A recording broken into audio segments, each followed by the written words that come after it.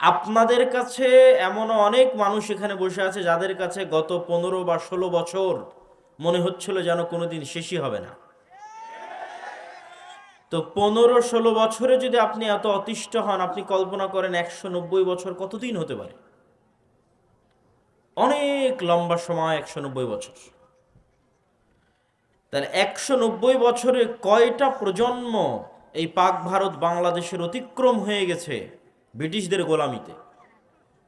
ফলত আমাদের জেনেটিক্যালি, আমাদের রক্তের মধ্যে মেন্টালি, মানসিকভাবে কিছু গোলামির চিন্তা চেতনা প্রবেশ করে গেছে। শারীরিকভাবে তারা আমাদের এখান থেকে বিদায় নিলেও আমরা মানসিকভাবে ওই ট্রমা, একটা মানুষ যখন রাতের বেলা ভয়ঙ্কর কিছু দেখে অথবা তার চোখের সামনে ভয়ঙ্কর কোনো দুর্ঘটনা ঘটে যায়, তখন সেই ট্রমা থেকে বের হতেও তার কয়েক মাস সময় লাগে। তো 190 বছর যে ভয়ঙ্কর গোলামির ট্রমা, জাতি হিসেবে গত 70 বছরেও আমরা সেটি থেকে বের হতে পারিনি।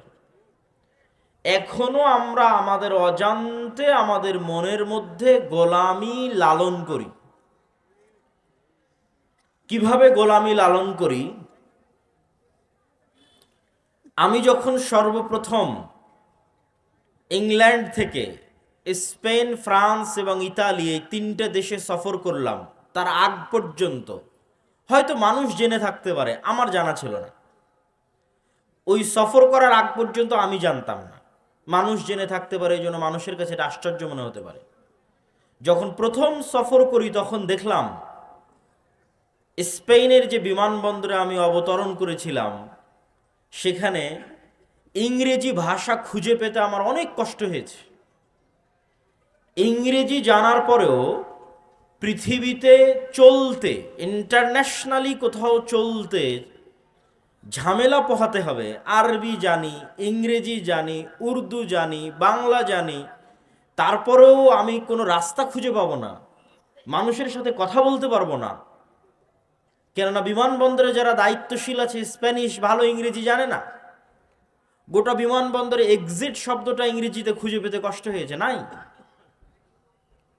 তো আমি হতবাক হয়ে গেলাম, হতভম্ব হয়ে গেলাম, ঘটনা কি। তারপরে বাইরে বের হওয়ার পর তো আর কোথাও নাই।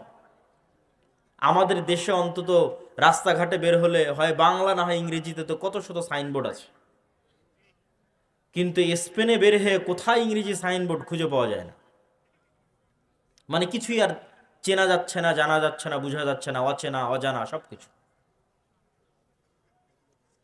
তো সেখান থেকে বের হয়ে ফ্রান্স, সেখান থেকে বের হয়ে ইতালি, সব জায়গায় একই অবস্থা। তখন মানুষের সাথে কথা বলে, মানুষকে জিজ্ঞাসা করে যেটা জানা গেল যে ওই দেশে যে সমস্ত বাঙালিরা গেছে তাদেরকেও ওই দেশের ভাষা শিখে তাদের সাথে ব্যবসা করতে হচ্ছে। তথা যে ইতালিতে গেছে সে ইতালি ভাষা শিখেছে, যে ফ্রান্সে গেছে সে ফরাসি ভাষা শিখেছে, যে স্পেনে গেছে সে স্প্যানিশ ভাষা শিখেছে, অথচ এগুলো ইংল্যান্ডের আশেপাশের কান্ট্রি।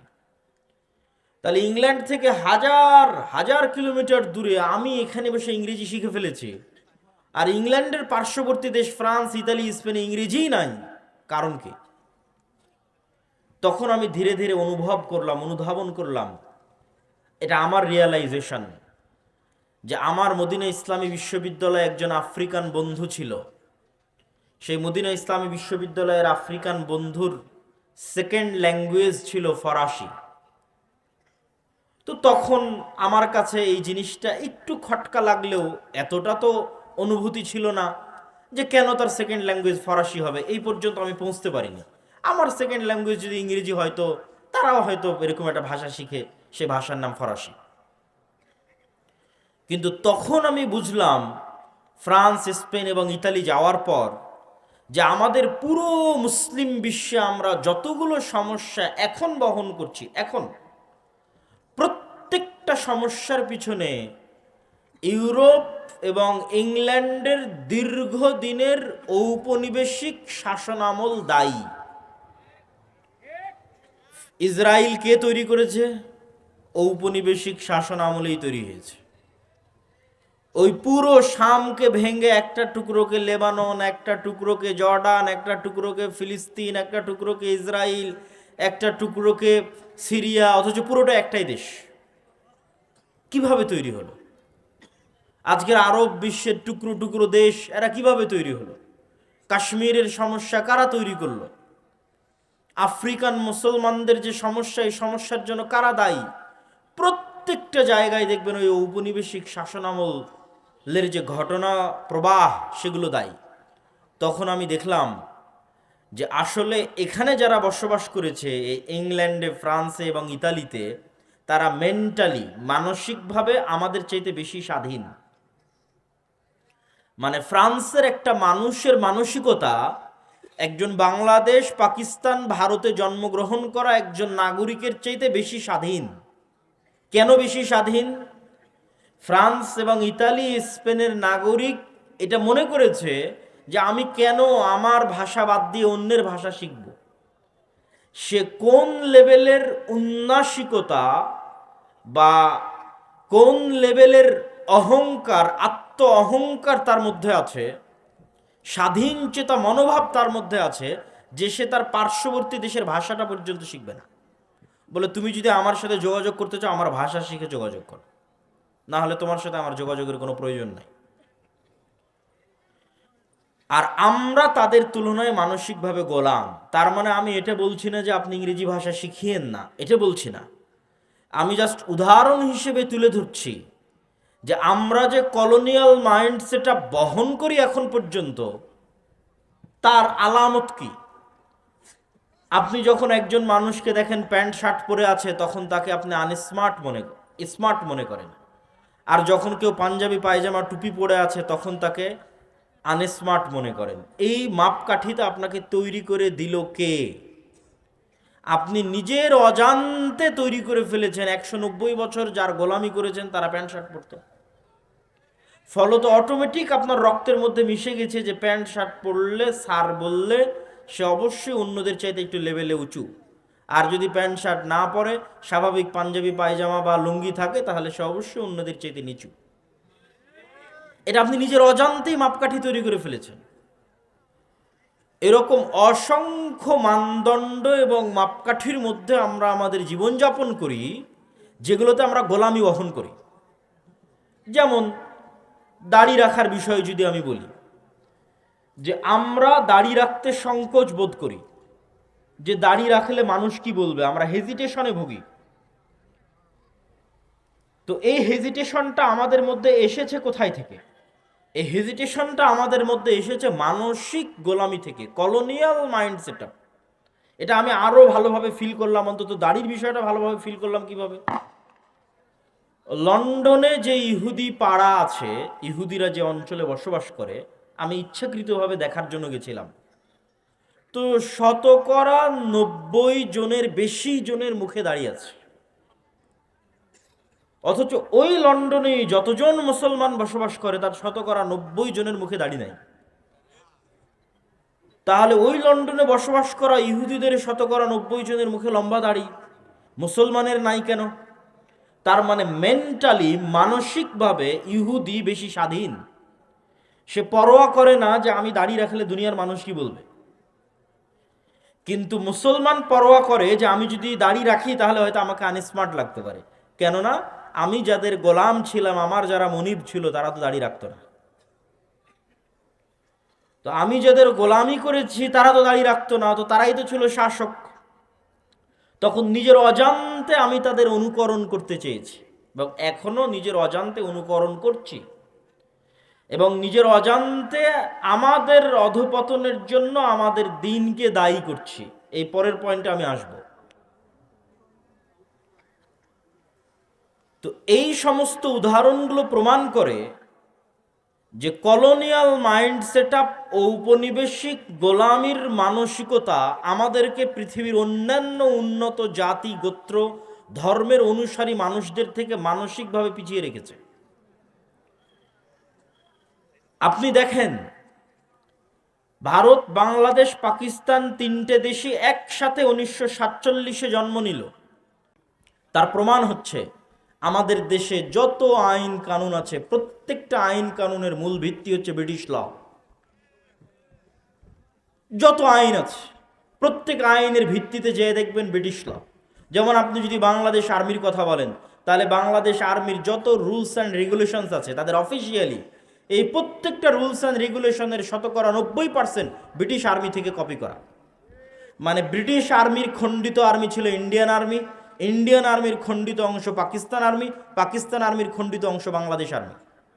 বাহির থেকে কোনো ইসলাম বিদ্বেষ নাই, কিন্তু ওর কাঠামোর মধ্যে ইসলাম বিদ্বেষ আছে। আপনি পূর্ণ ইসলাম মেনে বাংলাদেশ আর্মিতে জব করবেন, আপনার জন্য কঠিন হয়ে যাবে জব করা, পারবেন না, কেন কাঠামোর মধ্যে ইসলাম বিদ্বেষ ঢুকানো আছে। আর এটির জন্য আগের পয়েন্টই দায়ী, তথা ওই যে কলোনিয়াল গোলামি থেকে আমরা বাস্তবে শারীরিকভাবে তারা অনুপস্থিত, কিন্তু মানসিকভাবে আইন কানুনের নিয়মে প্রত্যেকটা জায়গায় তাদের গোলামির ছাপ স্পষ্ট। 3 নম্বর পয়েন্ট, বাংলাদেশের ঐতিহাসিক ইতিহাস ভিত্তিক যে রাজনৈতিক বয়ান, বিশেষ করে গত 16 বছর যে রাজনৈতিক বয়ান তৈরি করা হয়েছিল শুধুমাত্র 1971 মুক্তিযুদ্ধ কেন্দ্রিক, যে বাংলাদেশের জন্মই 1971-এ, তার পূর্বে আসলে কিছুই ছিল না। এই ইতিহাস আমি বহু বক্তব্যে তুলে ধরেছি যে আমরা বাংলার মুসলমানেরা শুধুমাত্র এই 50 বছরের জাতি নই, এই পূর্ব বাংলার মুসলমানেরা বা বাংলাদেশের মুসলমানেরা 1000 বছরের ঐতিহাসিক জাতি, এবং ওই ইতিহাসের লিগ্যাসির সাথে আপনাকে কানেক্টেড করতে হবে।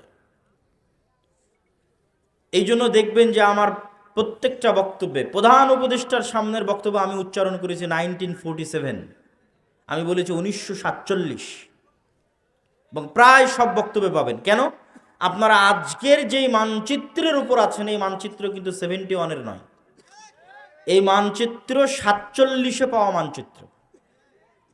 তাহলে মানচিত্রের ইতিহাসকে যদি আপনি অস্বীকার করেন, মানচিত্রের অস্তিত্বকে অস্বীকার করে বসবেন, তাহলে মানচিত্রের ইতিহাসকে অস্বীকার করা, মানচিত্রের অস্তিত্বকে অস্বীকার করা, তাহলে অবশ্যই এই মানচিত্রের ইতিহাসকে আপনাকে স্বীকৃতি দিতে হবে। 47-এর ইতিহাস কিসের ইতিহাস? 190 বছর ব্রিটিশ বিরোধী জিহাদের ইতিহাস, 190 বছর। 1757 সালের 23শে জুন পলাশির আম্রকানন মুর্শিদাবাদে এই বাংলার যে পতন হলো ব্রিটিশদের কাছে, 1757 থেকে 1947, এই দীর্ঘ সময়ের ইতিহাসকে আপনি বাদ দিতে পারেন না। হাজী শরীয়তুল্লাহ মীর নেসার আলী তিতুমির, আপনাদের বগুড়ার গাবতলীও তো, গাবতলীর সন্ধ্যাবাড়িও ছিল জিহাদের কেন্দ্র, ব্রিটিশ বিরোধী জিহাদের কেন্দ্র। তাহলে আপনি যদি গাবতলীর মানুষ যদি বলে আমার 1971-এ জন্ম, তাহলে তো এটা মিথ্যা কথা। তাহলে ওই গাবতলীর সন্ধ্যাবাড়ির আপনাদেরই বাপ দাদা আজ থেকে 200 বছর আগে ব্রিটিশদের বিরুদ্ধে জিহাদ করেছে, ওটাকে আপনি বহন করবেন না? ওটাকে আপনি রক্ষা করবেন না? নিজের মধ্যে ধারণ করবেন না? অবশ্যই ধারণ করতে হবে, নাহলে আপনি জাতি হিসেবে মানসিকভাবে, ঐতিহাসিকভাবে, রাজনৈতিক বয়ানে গোলাম হয়ে যাবেন। এবার ওই 1757 23শে জুনের আগের যে ইতিহাস, মুঘলদের বাংলাদেশ, তার আগের স্বাধীন সুলতানি শাসন আমলের বাংলাদেশ, মুঘলদের আগের অংশ হচ্ছে স্বাধীন সুলতানি শাসন আমল। স্বাধীন সুলতানি শাসন আমল কোনটা? যেই সময় রাজধানী ছিল মুর্শিদাবাদ, মালদা, রাজশাহী, চাঁপানবাবগঞ্জ, গৌড়, তৎকালীন ভাষায় বলা হয়েছে গৌড়। এই জন্য সব পুরাতন মসজিদ দেখবেন ওই বেল্টে প্রচুর পরিমাণে আছে।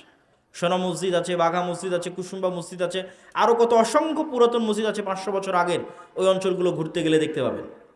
আর বাংলাদেশ বর্ডার ক্রস করে মালদার গৌড় রোডে প্রবেশ করলে তো আরও শত শত মসজিদ আছে, ছোট আদিনা, বড় আদিনা, এগুলো সব ওই সময়কার রাজধানী। আর মুঘলদের রাজধানী হচ্ছে ঢাকা। তাহলে এই দীর্ঘ 1000 বছরের ইতিহাসকে যদি বাদ দেন, জাতি হিসেবে আপনি মৃত্যুবরণ করলেন। আর 1971 বা 1947-এর পরে বাংলাদেশের মানুষকে বারবার বিভক্ত করার চেষ্টা করা হয়েছে। বাংলাদেশের মানুষকে কি দিয়ে বিভক্ত করা হয়েছে? 3টা পরিভাষা দিয়ে বাংলাদেশের মানুষকে বিভক্ত করা হয়েছে রাজনৈতিকভাবে। এই রাজনৈতিক বিভক্তি থেকে বের হয়ে আসতে হবে। অন্য আর যে কোনো বিষয়ে রাজনীতি চলতে পারে, কিন্তু এই বিষয়গুলো নিয়ে রাজনীতি করতে দেওয়া যাবে না। এটা যে রাজনৈতিক সচেতনতা।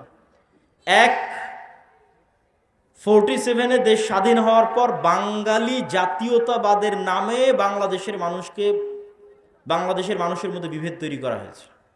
বলে যে আরে তুমি পরে মুসলিম আগে বাঙালি। বাঙালি জাতীয়তাবাদকে মহান করা, বাঙালি জাতীয়তাবাদকে মহান করতে গিয়ে পহেলা বৈশাখের কালচার থেকে শুরু করে যত বাঙালি কালচার আছে সেই কালচারগুলোকে মহান করে যে না আমি বাঙালি। আর এই বাঙালি